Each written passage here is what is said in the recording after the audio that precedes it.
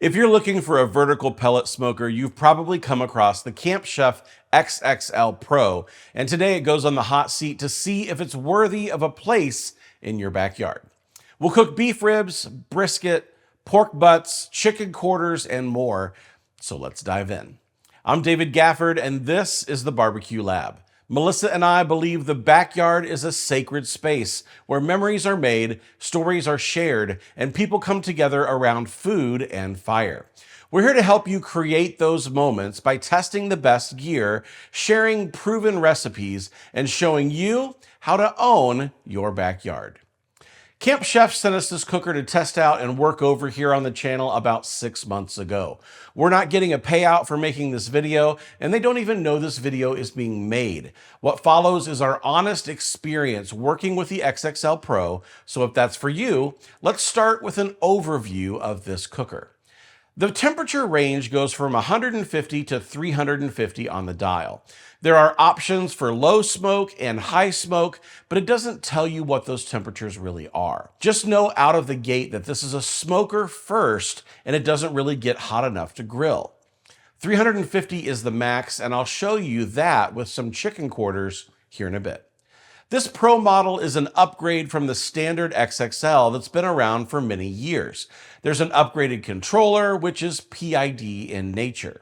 There's a smoke control that allows you to choose between levels 1 to 10 for how much smoke you want, and I pretty much just leave it at 10 unless I'm baking something and I'd rather use it as an oven. The dimensions are about 22 inches deep at the wheels, which are the deepest part of the smoker. Including the handles and the shelf, I get about 49 inches wide and 51 inches tall from the ground up. The grates are 14 inches deep by 22 inches wide, and at the tallest point, there's 23 inches of vertical clearance inside the cooking chamber. The cooker comes with 3 regular grates and 3 jerky racks, has a 30-pound pellet hopper, and vents the exhaust below grate level by hiding the exhaust ports behind a closed system where smoke has to go down to get out. A bunch of sausage hooks and a hanger system are included. There are a few notable things about the grill that I want to point out before we show you the food that we've made on this grill. First, the ash cleanout system is pretty easy. Just pull a lever, the ash falls in a cup, and you dump it out. That doesn't mean that you shouldn't still vacuum out the bottom of your smoker every now and then, though, but it makes the process a lot less frequent. The side shelf is foldable, so if you're storing it in the garage, it is a smaller footprint. This is for the most part a single-walled smoker, and that's important to note for those of you who like to cook this time of year with snow on the ground and temps below freezing. More on that though in a second. The grease management system routes grease into an external bucket for dog licking, easy disposal. Our dog can't be trusted around the grease bucket on the XXL Pro. This is a very white dog that gets frequent showers because of his ability to find grease drippings, so I don't love this grease system personally. There is a pellet change chute on the grill as well, so you can change pellets if the mood strikes. Hey, by the way, if you're getting value out of this video, hit the like button and subscribe if you want more videos just like this. We had a local business coming to the new Lab HQ to celebrate a milestone with us, and we knew that cooking for 50 people could easily be accomplished on the new XXL Pro. I seasoned 2 racks of beef ribs and half a brisket with our Essential Equation SPG rub and put them on the XXL above each other so that they would base the same flavor top to bottom. I also seasoned 2 pork butts with Essential Equation as well, and they took the other side of the grill top to bottom to keep the different meats separate. I added wood chunks throughout the cook using the pull-out drawer to keep things smoky. These cooked all day, and it brings to mind the first major issue that I have with vertical smokers. If you're cooking different cuts or flavors of meat at the same time, you need to think about your arrangement. If not, you'll commingle flavors, not food-safe meats dripping on almost done meats, and it could be a disaster if you don't think it through. For this cook, it was the same barbecue rub on everything, but keeping pork on pork and beef on beef worked for me. We also pulled chicken for this crew, but the grill isn't designed to do 3 meats without commingling in this quantity, so another grill was called in. Once we hit around 160 degrees internal, the meats were wrapped, and I was pleased with the color I was seeing both in and on the meats. If you want to check out any links, there are links down in the description below. Pricing is always changing, and to see the current pricing, just click the link down in the description. After the meats were finished cooking, we used the smoker as a warming oven since we were still building our commercial and catering kitchen. I set the smoker to 150 degrees and let it keep the barbecue pit beans and the chopped meats warm while we were waiting for guests to arrive. I really love that it will go down to 150 and act as a warming oven. Most pellet grills really can't hit that 150 degree mark, and I like that this one does. In the end, everyone loved the meats, and if they're watching, they now know that most of their meal was cooked on the Camp Chef XXL Pro as a part of this video. Here's the question of the day. Why do you like a vertical pellet smoker over a regular pellet smoker? Is it a quantity thing or is it a self-basting thing? Let me know why you're looking at a vertical smoker down in the comments, and I'm excited to hear how you plan to use them. I talked earlier about how this grill isn't really a grill, it's more of a smoker, but I love cooking chicken on a pellet grill and wanted to see how the XXL Pro would do.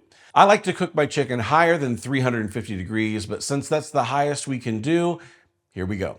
We always test new batches of our barbecue rubs when they come in, and we test the current that we have against any new blends for consistency in color, taste, and look. I seasoned 8 chicken quarters with the current and new blends of our seasoning and loaded them into the cooker. After about 30 minutes, here's how things looked. They're not finished yet, but they're temping around 140 degrees internal with the Thermopent. Another 20 to 30 minutes, and here's our chicken ready for a taste test and lunch for all of us here at the Barbecue Lab. What I didn't like about this test was that we still have the self-basting thing, which completely messes up the purity of a flavor test with the top dripping onto the bottom. But it was a great lunch in the end. I was pleased with how crispy we were able to get some of the skin, even at this lower temperature. So let's talk for a minute about the smoke drawer on this cooker. I measured it and I got about 4¼ inches deep and wide and a max depth of 3½ inches. The bottom of the drawer is a reverse V shape, so only the sides are that deep. The center is more shallow.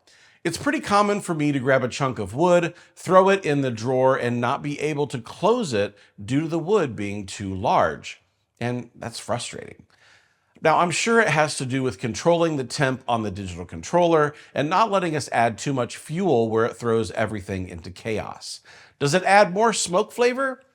I think so, but I'd need another unit to run a side-by-side test, both using the drawer and not using the drawer to 100% confirm, and that's not something that I have access to. I like it. I hate that I have to come out and add wood or chips to it every 45 minutes, and I feel like I'm using an offset smoker instead of a pellet grill needing to babysit the smoke box.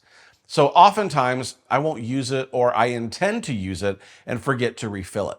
That's just kind of the way it goes. I wanted to see what temperature the inside of the grill was actually running when I set it to a specific temperature, so before that chicken cook, I ran a test. I set the grill to 350 degrees, brought out my ThermoWorks signals and 4 air temp probes, and put 2 probes on each grate. 2 on the top grate and 2 on the bottom grate. I let the grill run for 45 minutes, and here's what I learned. You could see on this graph that once it got up to temperature, things stayed pretty steady. The top right was the coolest zone, followed by the top left. The bottom left was also the warmest. So let's zoom in and look at the numbers. The top left was 18 degrees over target, while the top right was 21 degrees over. Bottom right was 31½ degrees warmer than the target, and the bottom left was 39 degrees warmer. So warmer at all positions on our test. Now this would be interesting to test at different cooking temperatures, but at top set temp, here's your results. So who is this grill really for, in my opinion? If you like self-basting your meat and letting those juices drip from one piece of meat to the other, this grill is for you. There's also a ton of space in here if you use all 3 racks, so 6 pork butts would be easy for the XXL. If you're really into jerky making, there's room for rack after rack, and if you buy more racks, the sky is really the limit. It's for the person who wants more flavor from a pellet grill than you can really get from a pellet grill alone. It's for the person who doesn't mind adding wood or charcoal to the smoke box every hour or so to get more bark and more flavor. I think it's not for the person who wants to only have a single pellet grill on their patio. This really isn't a grill, and I would be disappointed with burgers and dogs since it's not designed for that. I don't think it's for the person who largely grills and sometimes smokes meat. There are better options for that out there, so check out our pellet grill roundup if that's you. If you're thinking about making a purchase, just consider using the links below. We'll take you to where we know that you can get the best price on this grill, and in many cases, we'll earn a small commission that doesn't cost you anything more and helps us keep producing content just like this. There's more testing to be done on the XXL Pro, so let's chat down in the comments about what else we should put this thing through in the future. It's currently sitting on the front porch, and I'm not dragging it through the snow to put it away, so let's have some fun with it. Let me know what you want to see down in the comments. I'm David. Behind the camera is Melissa. Thanks for watching, and we can't wait to see you on the next one.